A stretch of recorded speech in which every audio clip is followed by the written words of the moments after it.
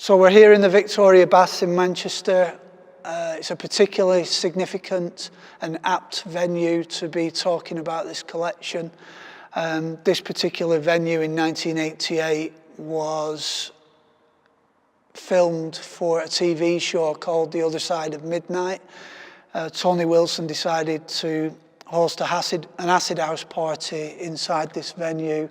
Still has all the original fixtures and fittings, but yeah, late in 1988, this was populated by loads of young, wild scallies having a great time listening to those squelchy 303 and 808 sounds. So yeah, it's particularly significant, you know, the range that we're here to talk about gives a nod to that era. So I guess my resounding memory of 1988 is about the spirit of that time. You know, 1988 particularly was a very idealistic time, in many ways a kind of naive time. You know, I was about 18 years old. Acid House came along, and the change that it created in such a short space of time was seismic, really. The 80s, not unlike now, were a very divisive time. You know, where I grew up particularly, there was a lot of violence and a lot of racism. All that stuff was quashed virtually overnight. Regular kids were getting together, and it wasn't about money and it wasn't about profit, and it would be parties for the people, by the people. You know, we actually believed we were going to change things. We believed we were going to change the world, and it started out that way. And you know, that's my kind of fondest memory of it, really. It was just a very special time. It was very upbeat. And there was like an unspoken code of conduct amongst us all. And it was almost like, if you're in here doing this with us, you must be all right. You know, I was at the first acid house night in my hometown in Blackburn, and a gang of us went back to a guy's house for an all-night party, and there was probably about, I don't know, 40, 50 people in the house that night.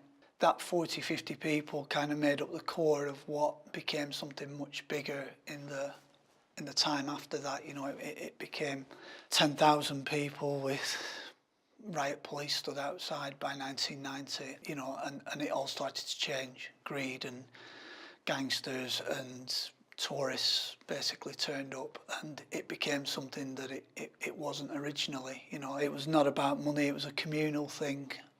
It was not celebrity driven.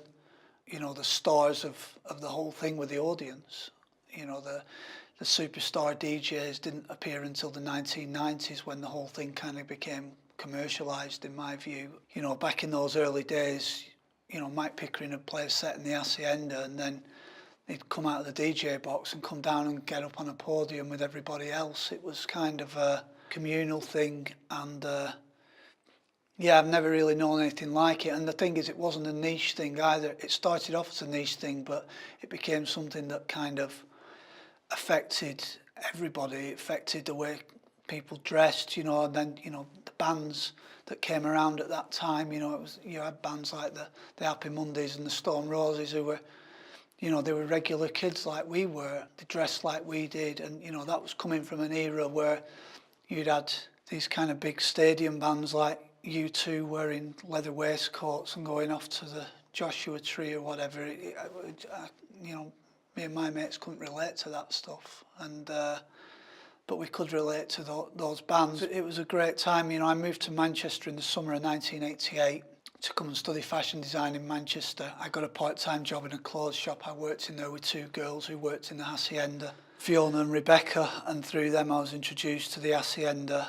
Some of the older lads from Blackburn, who knew a lot of the older faces from Manchester through football, were coming over to the Hacienda, and that was you know, that group of people were the people that became the firm that put together all those Blackburn parties. You know, we'd had a recession in the 80s, so you had a lot of empty warehouses, you had a lot of empty factories, a lot of empty mills in Blackburn.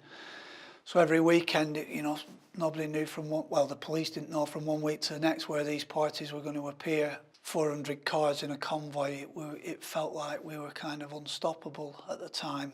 It made me kind of distrustful of the media, because of the stuff I read in the newspapers, in the Lancashire Evening Telegraph.